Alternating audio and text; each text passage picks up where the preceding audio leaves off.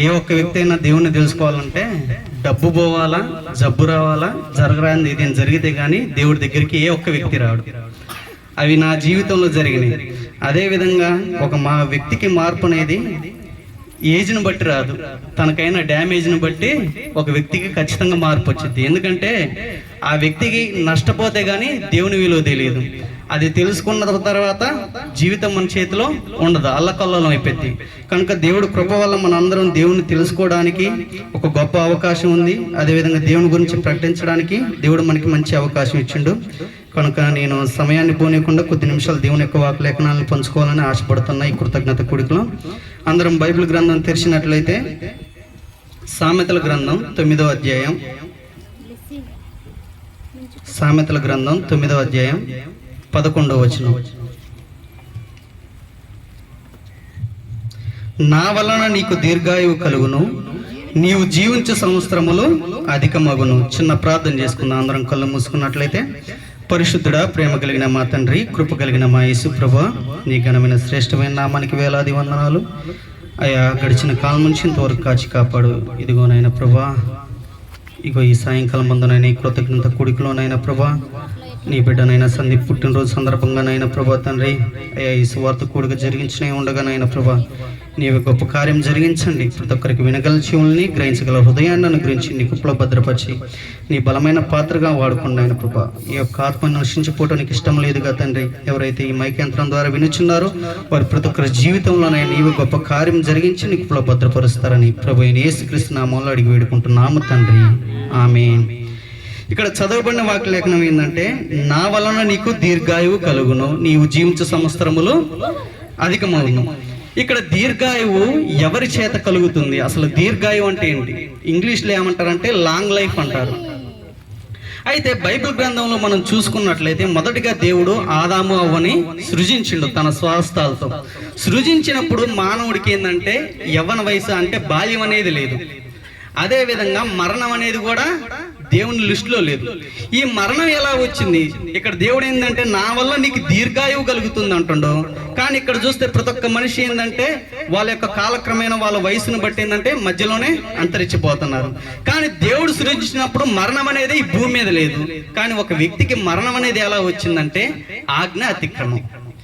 ఆ ఆజ్ఞ అతిక్రమం ఏంటంటే దేవుడు చెప్పిన మాట వాళ్ళు వినకుండా ఉన్నారు. ఆజ్ఞ అతిక్రమమే పాపం, పాపం వల్ల వచ్చే జీతం మరణం. బైబిల్ గ్రంథంలో రోమా పత్రికలో ఒక మాట ఉంటది, ఏ భేదం లేదు, అందరూ పాపం చేసి దేవుడి మహిమను పోగొట్టుకున్నారు. ఏ ఒక్కరు కాదు, చిన్న పిల్లలు మొదలుకొని పెద్దల వరకు. అయ్యో చిన్నపిల్లలకి ఏమీ తెలియదుగా మనం అనుకోవచ్చు. దావీదు భక్తుడు అంటాడు, అయ్యా నా పుట్టుక జన్మంతోనే పాపం. అదే విధంగా మోషే ఆది కాండంలో రాయించుండు, బాలుల యొక్క అంట ఒక బాల్యం నుంచి అంట మనుషుల తలంపులు చెడ్డవై ఉన్నాయంట. అంటే పుట్టుకతోనే ఏ ఒక్క వ్యక్తి నేను యోగ్యుని, నీ నీతి మంతుని చెప్పుకోవడానికి ఏమాత్రం ఆస్కారం లేదు. ఎందుకంటే ఏ భేదం లేదు, అందరూ పాపం చేసి దేవుని మహిమను పోగొట్టుకున్నారు. కానీ ఆ పాపం వల్ల వచ్చే జీతం మరణం. దేవుడు సృజించినప్పుడు మరణం లేదు, కానీ ఒక వ్యక్తి జీవితంలో ఆదాము అవ్వ జీవితంలోకి మరణం ఎప్పుడు వచ్చిందంటే వాళ్ళు పాపం చేయడం వల్ల. కాబట్టి మనం గ్రహించాల్సిన విషయం ఏంటంటే దావీదు భక్తుడు ఒక మాట అంటాడు. మీరు చూసుకున్నట్లయితే సామెతల గ్రంథం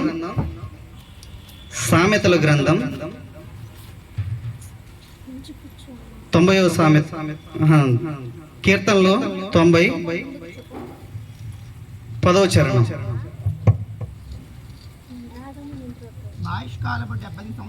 ఆయుష్కాలము 70 సంవత్సరములు, అధిక బంధము ఉన్న ఎడల 80 సంవత్సరములు, అయినను వాటి వైభవం ఆయాసము దుఃఖమే. హల్లెలూయా. ఇక్కడ మనుషుని యొక్క ఆయుష్ అంట 70 సంవత్సరాలు అంట. అధిక బలం ఉంటే 80 సంవత్సరాలు, తర్వాత ఇంకా అధిగమించి ఉన్నా కానీ ఆయాసం దుఃఖమే. మనం ఇళ్లలో చూస్తుంటాం ముసలోళ్ళు ఒక 60 సంవత్సరాలు, ఇప్పుడైనా 70 80 అంటుండే, కానీ ఇప్పుడైతే 50 దాటితే చాలు కాలు చేయబడిపోతాయి. ఇక మంచం మీద వాళ్ళు మూలగడమే. ప్రతి ఒక్కరు అనుకునేది, ప్రభా నన్ను వాళ్ళ దేవుళ్ళని ముక్కుతుంటారు, నన్ను తొందరగా తీసుకుని పో. ఎందుకంటే ఇంట్లో సరిగ్గా ఉండదు, ఆ మంచం మీద సరిగ్గా ఉండదు. కానీ దావీదు భక్తుడు ఏమంటుండంటే, మనిషిని యొక్క ఆయుష్ 70 సంవత్సరాలు ఉంటా, అధిక బలం ఉంటే 80 సంవత్సరాలు. కానీ దేవుడు ఏమంటుండంటే, నేను దీర్ఘాయువును ఇస్తా అంటుండు. నిజమే, మనం దీర్ఘాయువు లాంగ్ లైఫ్ ఏ విధంగా పొందుకోగలుగుతాం, ఎలా పొందుకోగలుగుతాం అన్న విషయాలు మనం కొద్ది నిమిషాలు ధ్యానించుకున్నట్లయితే, మనం బైబిల్ గ్రంథం తీసుకున్నట్లయితే, ఇదే సామెతల గ్రంథం 9వ అధ్యాయం 11వ వచనం ఏమంటదంటే, నా వల్ల నీకు దీర్ఘాయువు కలుగును. అక్కడ ఎవరి వల్ల దీర్ఘాయువు కలిగిద్దంటే దేవుని వల్ల కలిగిద్ది. హల్లెలూయా. ఎవరంటే పునరుద్ధానము జీవమును నేనే అన్నాడు యేసుక్రీస్తు. ఆయన నేనే మార్గము, నేనే సత్యము, నేనే జీవము, నా ద్వారా తప్ప ఎవరును తండ్రి వద్దకు. ఎందుకంటే జీవం ఆయనై ఉన్నాడు. మనుషుల్ని నేల మట్టితో తయారు చేసిండు దేవుడు. మనం చూసుకోండి, నిజంగా మనం నేల మట్టితో తయారైనా ఇప్పుడు తల్లి గర్భం నుంచి వస్తున్నాం కదా, కానీ దేవుడు చేసిన దాంట్లో ప్రతిదీ మనకుంది. మనకి గట్టికి చెమట పోసినప్పుడు మీరు చూడండి, మన చర్మాన్ని ఎట్ట రుద్ది చూడండి, మట్టి వచ్చింది.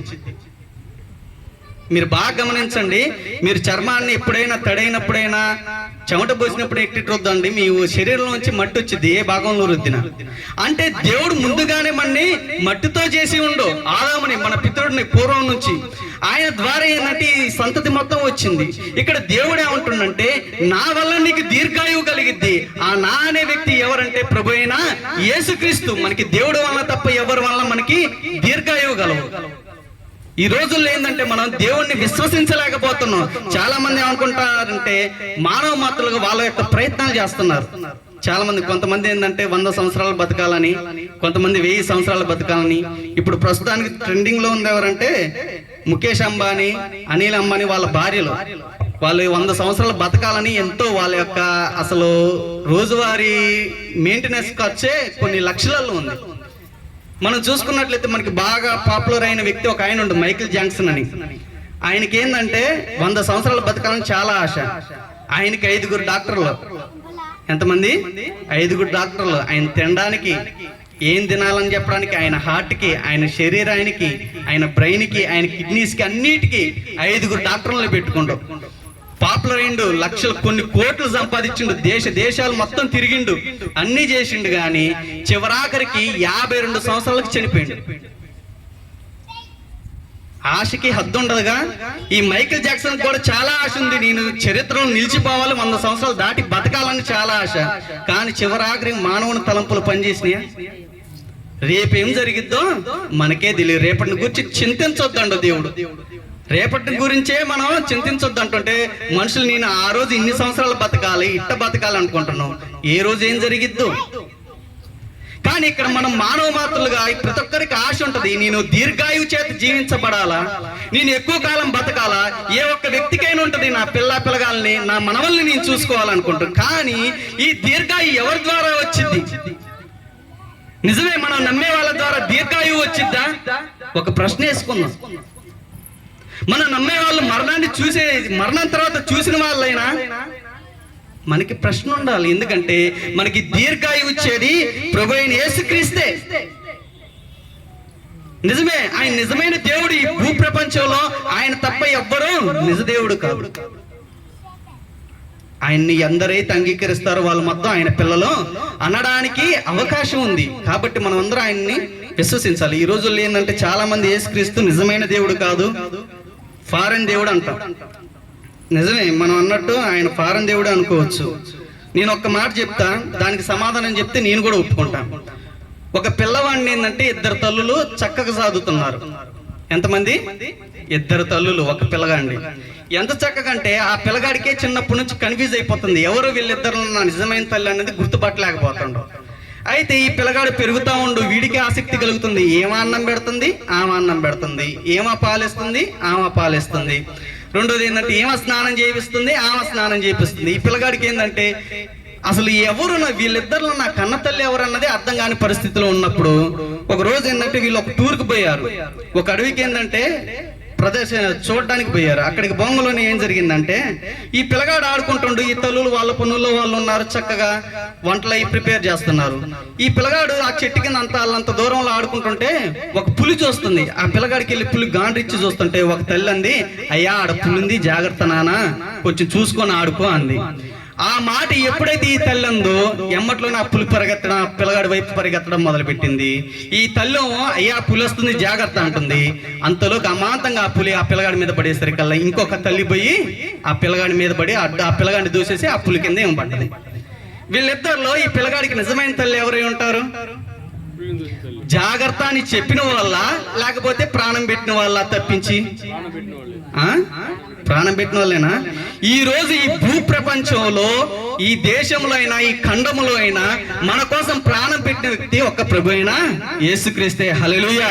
ఆయన తప్ప ఎవ్వరూ మన కోసం ప్రాణం పెట్టలే.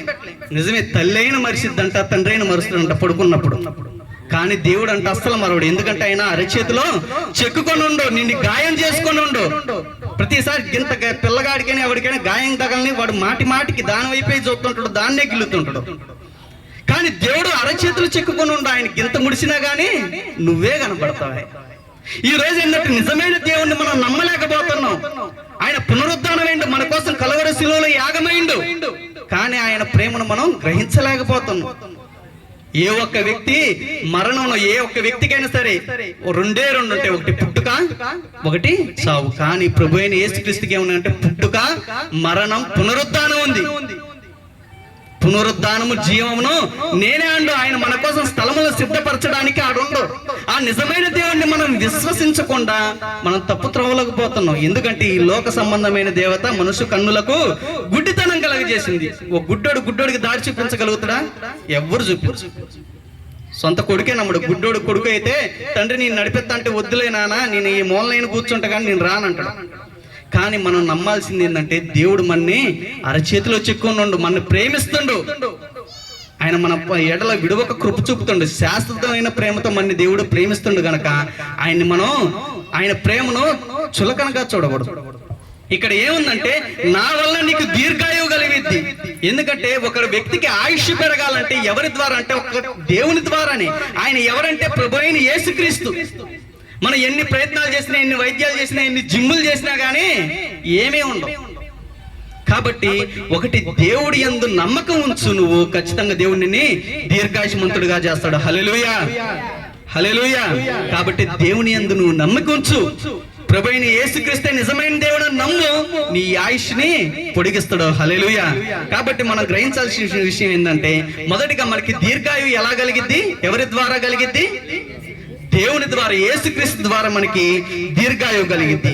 మనం తర్వాత చూసుకున్నట్లయితే ఇదే బైబిల్ గ్రంథంలో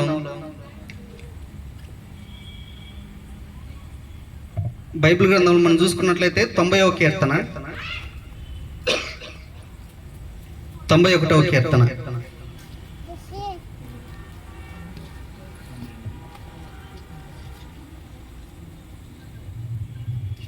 15-16 వచనాలు. అతడు నాకు మొరపెట్టగా నేను అతనికి ఉత్తరం ఇచ్చేదను. శ్రమల్లో నేను అతనికి తోడై ఉందును. అతన్ని విడిపించి అతన్ని గొప్ప చేసేదను.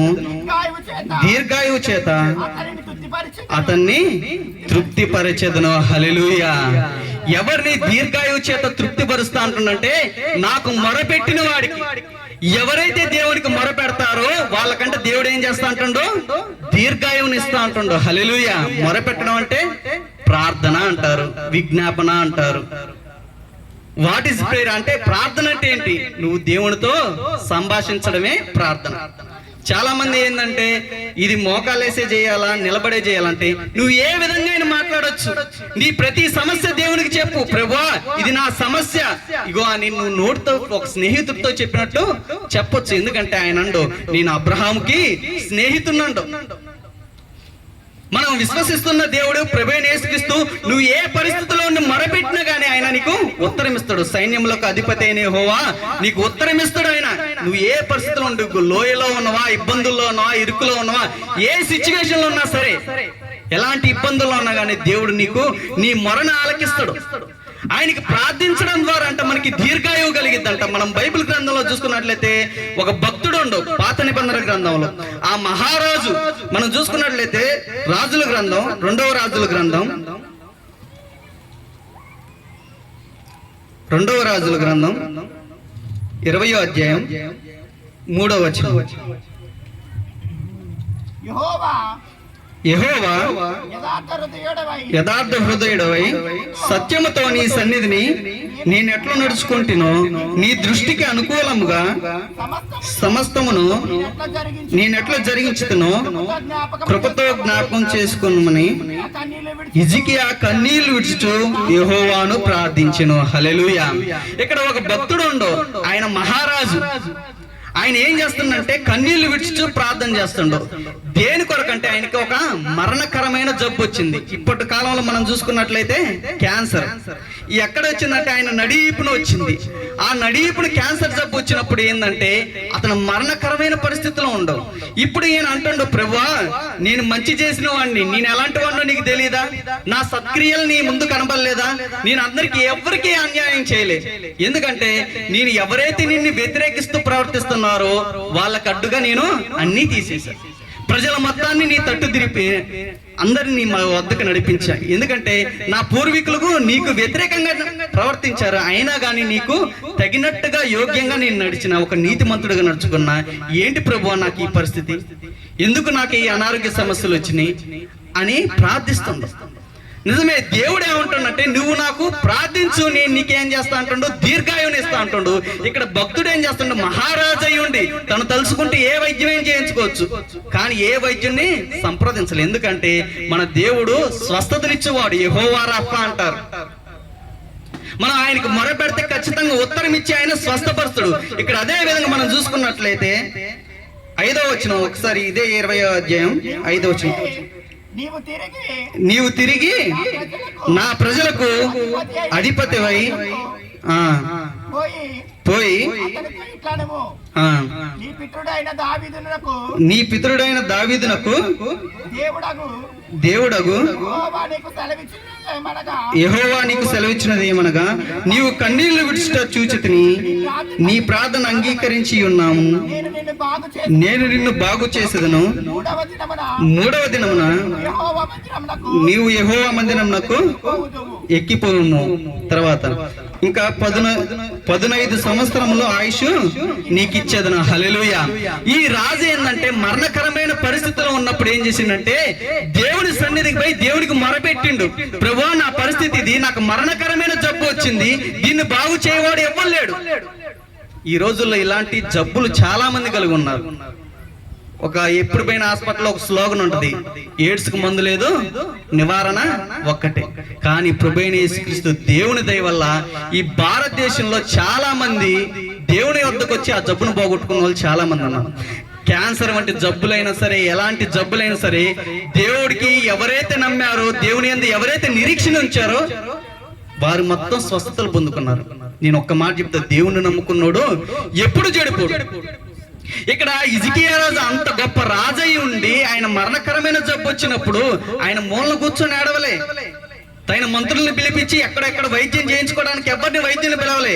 ఆయన కన్సల్ట్ అయింది ఒకే ఒక్క వైద్యుని, పరమ వైద్యుడైనా దేవుణ్ణి కన్సల్ట్ అయ్యిండు. పోయిండు, ప్రభువా నా పరిస్థితి ఇది, ఇగో నేను ఈ విధంగా నడుచుకున్నా, నువ్వు నన్ను స్వస్థపరచు ప్రభువా అండో.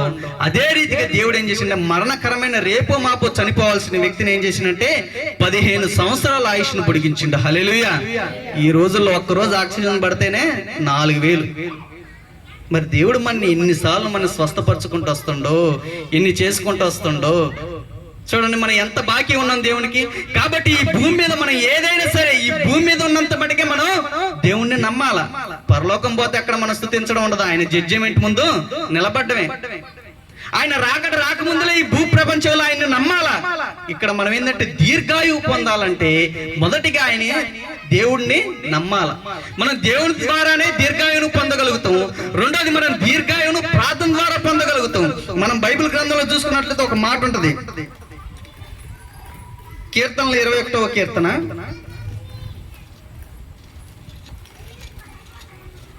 21వ కీర్తన 4వ వచనం,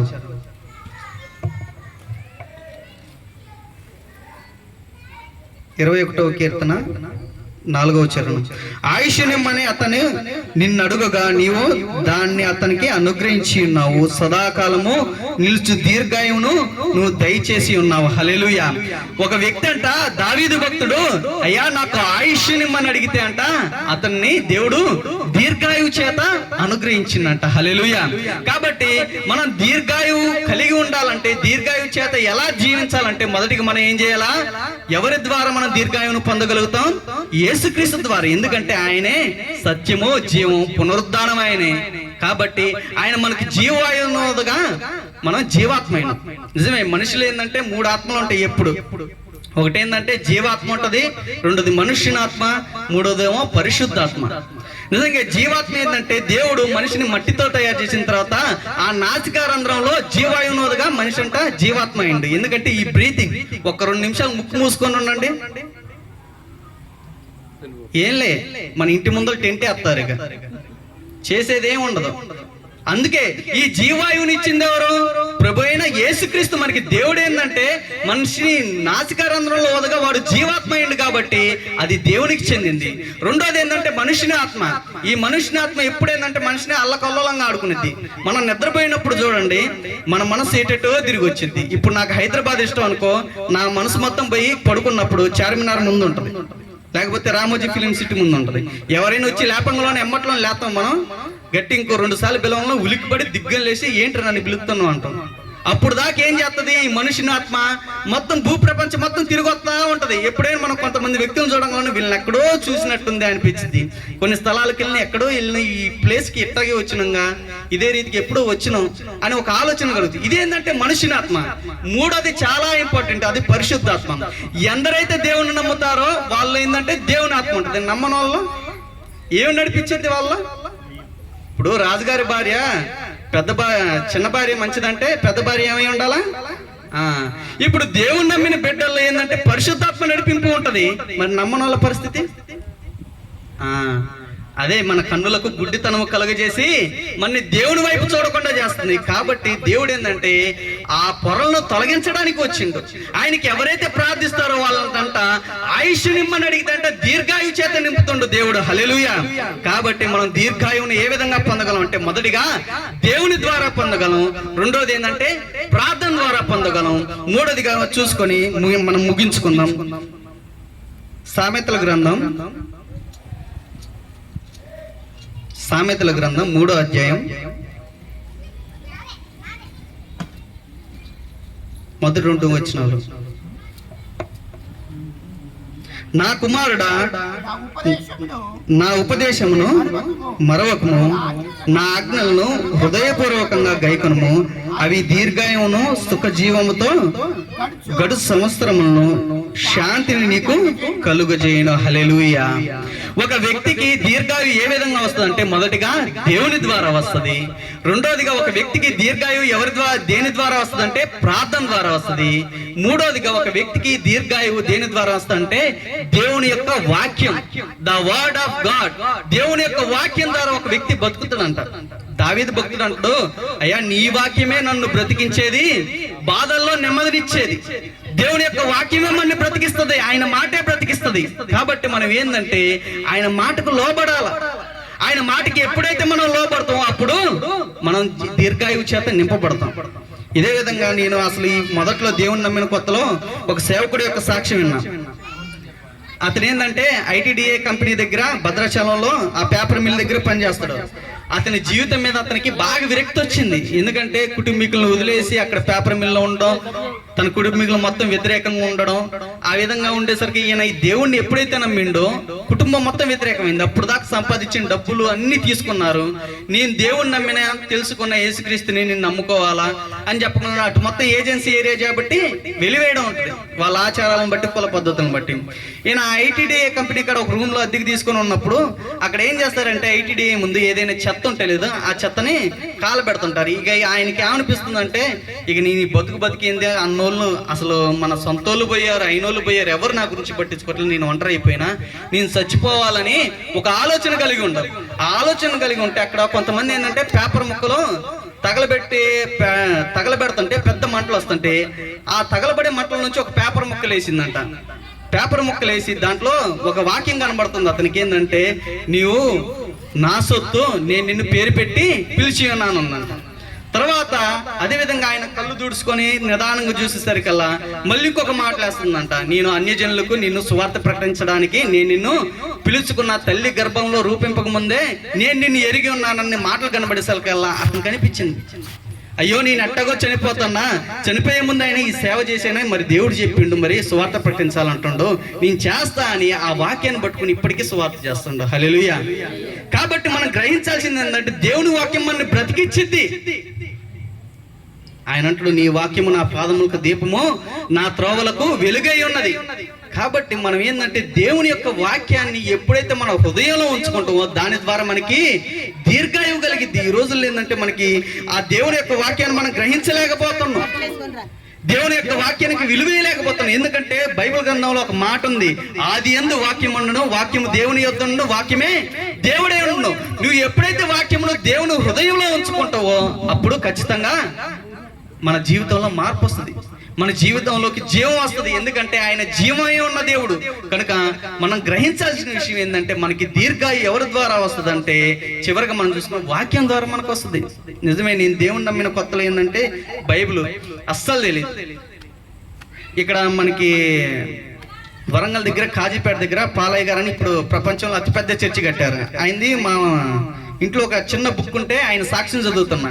ఒక మాట ఉంది దాంట్లో ఏంటంటే కీర్తనల గ్రంథం 146 కీర్తన 2వ వచనంలోను, నా జీవిత కాలం అంతయు నేను యెహోవాను స్తుతించదను. ఆ ఒక్క మాట నాకు బైబిల్ ఏంటంటే ఆ ఒక్క మాట కోసం బైబిల్ చదివా. బైబిల్ గ్రంథంలో చాలా మంది ఏంటంటే తప్పులు వెతకడానికి చదువుతారు. నేనేంది ఈ మాట ఎందుకు ఉందని నేను దాన్ని చదివా. ఆ చదివిన కాడ నుంచి కొన్ని మాటలు చదువుతున్నప్పుడు అసలు దేవుడు ఎంత ప్రేమ, ఈ లోకంలో ఎంతో ప్రేమించును. ఆ చిన్న చిన్న బుక్స్లలో ఏముంటదంటే దేవుడి ప్రేమను గురించి, దేవుడు ఎవరు, ఈ విషయాలు ఒక ఆసక్తి కలిగింది. ఆ దేవుని గురించి తెలుసుకున్న క్రమంలో ఏంటంటే వచ్చే శోధనలో వేరు, అందరూ వేరు చేస్తారు. కానీ దేవుని వాక్యమే మన బ్రతికిస్తుంది. ఆర్ఆర్కే మూర్తి గారని ఒక బ్రాహ్మణ కుటుంబం నుంచి మారిండు ఆయన, మహాతండ్రి, ఇప్పుడు పరలోకంలో ఉండు. కాబట్టి ఆయన ఏంటంటే రేడియోలో మొత్తం బైబిల్ మొత్తాన్ని ఒక 5-6 సార్లు చెప్పిండు. ఆయన ఏంటంటే దేవుని బైబిల్ గ్రంథంలో తప్పులని ఎదగడానికి చదివిండు యోహాను సువార్త. ఆ దేవుని యొక్క మాటల చేత ఆయన మార్చబడ్డాడు. ఎందుకంటే ఆయన ఆ వాక్యమే శరీరధారి అయి ఈ భూ ప్రపంచం మీదకి వచ్చి మన కొరకు కలవరి స్థితిలో యాగమయ్యి మన కోసం పరలోకం సిద్ధపరచడానికి పరమందు తండ్రి కుడిపార్శ్వం నుండి మన పక్షంగా విజ్ఞాపన చేస్తుండడు. హల్లెలూయా. కాబట్టి మనం గ్రహించాల్సిన విషయం ఏంటంటే దేవుడు ఈ లోకమును ఎంతో ప్రేమించి నిన్ను నన్ను చాలా ప్రేమిస్తున్నాడు. కానీ ఆయన ప్రేమను మనం గ్రహించలేకపోతున్నాం. ఎందుకంటే ఆయన ప్రేమకు మనం ఏ మాత్రం విలువ కట్టలేం. ఎందుకంటే ఈ భూ ప్రపంచం మనకు ఉన్న ఒక గొప్ప ధన్యత ఏంటంటే ఈ భూ ప్రపంచం మీద ఉన్నప్పుడే ఆయన నమ్ముకోవాలి. ఎందుకంటే ఏ ఒక్క వ్యక్తికి లేని గొప్ప అవకాశం ఏంటంటే తండ్రి కుడిపార్శ్వంలో కూర్చోబెట్టడానికి మనకి ఒక గొప్ప అవకాశం ఉంది. ఈ రోజుల్లో మనం వెళ్ళకుండా చాలా గుళ్ళలో మనం వెళ్ళలేని పరిస్థితులు. కానీ దేవుడు ఒక మాట అంటాడు, నేరుగా మనం ఆయన కృపాసనం దగ్గరికి వెళ్ళడానికే ఆయన బలియాగమైండు. దేవునికి మనకి అడ్డుగా ఏమీ లేకుండా తీసేసిండు. నేరుగా మనం ఆయన నమ్ముకుంటే దేవుని రాజ్యానికి వారసులం అవుతాం. కాబట్టి ప్రతి ఒక్కరు దేవుని యొక్క విలువను మనం తెలుసుకోవాలి. నిజంగా ఒక వ్యక్తికి దీర్ఘాయువు దేని ద్వారా వస్తుంది అంటే మొదటిగా యేసుక్రీస్తు ద్వారా వస్తుంది. ఒక వ్యక్తికి దీర్ఘాయువు దేని ద్వారా వస్తుంది అంటే ప్రార్థన ద్వారా ఒక వ్యక్తికి దీర్ఘాయువు కలుగుతుంది. ఒక వ్యక్తికి దీర్ఘాయువు దేని ద్వారా కలుగుతుంది అంటే దేవుని యొక్క వాక్యం ద్వారా. ఆ వాక్యమే మనల్ని బ్రతికిస్తుంది. ఎవరు చెప్తున్నా, చిన్నలు చెప్తున్నా, పెద్దలు చెప్తున్నా, ఆ వాక్యమే చెప్తుంది. కావాలంటే టెస్ట్ చేసుకోండి, ప్రార్థన చేయండి. ప్రభువా, నాకున్న సమస్య ఇది, నువ్వు నన్ను బాగు చేయగలవా, నాకున్న పరిస్థితి నుంచి నువ్వు తప్పించగలవా అని ఒక చిన్న టెస్ట్ చేయండి.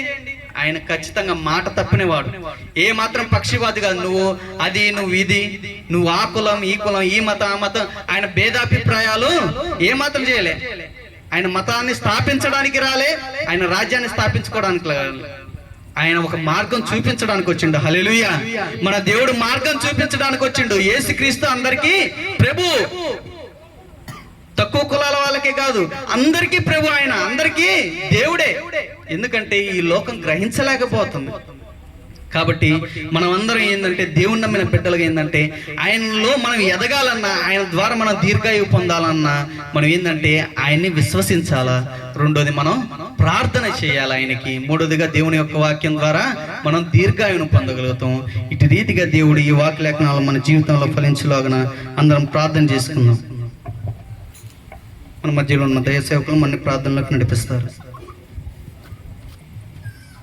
ప్రార్థన చేసుకుందాం. సర్వోన్నతుడు ఒక తండ్రి, సర్వాధికారి, నీకు వందనాలు. ఎస్ లార్డ్, నీ సేవకుని మీరు నిలబెట్టుకుని నాయనా 3 విషయాలు మాతో మాట్లాడారు అయ్యా. నీ ద్వారానే మేము ఆయుస్సుని పొందుకోగలమని, నా తండ్రి ప్రార్థన ద్వారానే మేము ఆయుష్ కాలమును పొందగలమని, ఇదిగో నా తండ్రి వాక్య ధ్యానము ద్వారానే, వాక్యాన్ని చదవటము ద్వారానే మేము నాయన తండ్రి ఆయుస్సును పొందుకోగలమని ఈ దినము మీరు మాతో మాట్లాడిన అయా మాటను బట్టి నీకు వందనాలు, స్తోత్రాలు ప్రభు. ఈ దినము ఈ మాటలను మీరు మాకు అందించినందుకు నీకు స్తోత్రాలు. నిశ్చయముగా నాయన ఈ మాటలు మా హృదయంలో ఉంచుకొని ఇదిగో నా తండ్రి వాటి అనుసారమైన జీవితము మేము జీవించడానికి సహాయం చేయండి. నీ ద్వారా మాకు ఆయుస్సు అని గ్రహించి మేము నాయన ప్రభు అయా కనిపెట్టుకొని ఉండటానికి సహాయం చేయండి. అయా ప్రార్థన ద్వారానే మేము ఆయుస్సును పొందగలమని నీ పాదల యొద్ద వేడుకునే భాగ్యాన్ని దయచేయండి. ఇదిగో వాక్య ధ్యానము ద్వారా, వాక్యాన్ని చదవటము ద్వారానే ఇదిగో నాయన మేము ఆయుష్ కాలాన్ని పొందగలమని అయ్యా మీరు మాట్లాడి ఉన్నారు. ఇదిగో నాయన అటు రీతిగా మేము నాయన నీ లేఖనాలని ధ్యానిస్తూ మా జీవితాలను సరిచేసుకుంటూ ఆయుష్ కాలం అంతయు నిన్ను స్తుతించే వారముగా, నిన్ను ఘనపరచు వారముగా మేము ఉండటానికి సహాయం చేయమని ఇంకనో ఈ ముందున్న సమయాన్ని మీ చేతులకు అప్పగిస్తున్న పరిశుద్ధాత్మడా, నీ కృపలో నీ దయలో నీకు మహిమకరంగా జరిగించి నీ గన్నామానికి మహిమ తెచ్చుకోమని ఇదిగోనైనా ఇదిగో నీ పక్షమే నిలబడిన నీ సేవకుని మీరు మరింతగా వాడుకొని బలపరిచి నీ కృపలో నిలబెట్టుకొని సమస్త మహిమ పొందమని యేసు నామములో అడిగి వేడుకుంటున్నాము తండ్రి, ఆమేన్. మంచిదండి. కొద్ది నిమిషాలు మా యొక్క ఆత్మీయ తండ్రి పాలడుగు గ్రామం నుంచి మా యొక్క ఆహ్వానాన్ని అందించి ఆయన గారు మన మధ్యకు వచ్చారు. ఆత్మీయ తండ్రి పెద్దలు మన మధ్య ఉంటూ ఎంతో ఆశ్చర్యకరము. వారు కూడా కొద్ది నిమిషాలు దేవుని యొక్క మాటలను మనం పంచుకుంటారు. చప్పలు కొడుతూ దేవుణ్ణి దైవ సేవకులను ఆహ్వానిద్దాం. ఈ సమయంలో ఒక పల్లవి శరణం ఉంటే పాడతాను. ప్రైజ్ లార్డ్, హల్లెలూయా. కృపలను తలంచుచు, కృపలను తలంచుచు ఆయుష్కాలమంతా ప్రభుని కృతజ్ఞతతో స్తుతింతు. మన ఆయుష్కాలమంతా ప్రభుని కృతజ్ఞతతో స్తుతింతు. కృపలను తలంచుచు, కృపలను తలంచుచు, కన్నిటిలో ఎలలో నే కృంగిన వేళలలో, కన్నిటిలో ఎలలో నే కృంగిన వేళలలో నింగిని చీల్చి వర్షము పంపి నింపెను నా హృదయం. యేసు నింపెను నా హృదయం. నింగిని చీల్చి వర్షము పంపి నింపెను నా హృదయం. యేసు నింపెను నా హృదయం. కృపలను తలంచుచు, కృపలను తలంచుచు ఆయుష్కాలమంతా ప్రభుని కృతజ్ఞతతో స్తుతింతు. మన ఆయుష్కాలమంతా ప్రభుని కృతజ్ఞతతో స్తుతింతు. ప్రైజ్ ది లార్డ్, హల్లెలూయా. మంచిది. ఈ సమయాన్ని దైవ సేవకులకు నేను అప్పగిస్తూ ఉన్నాను.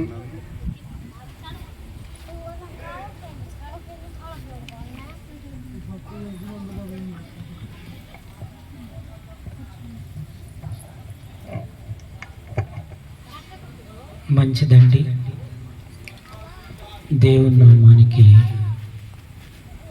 స్తోత్రములు, మహిమ, ప్రభావములు. ఆయన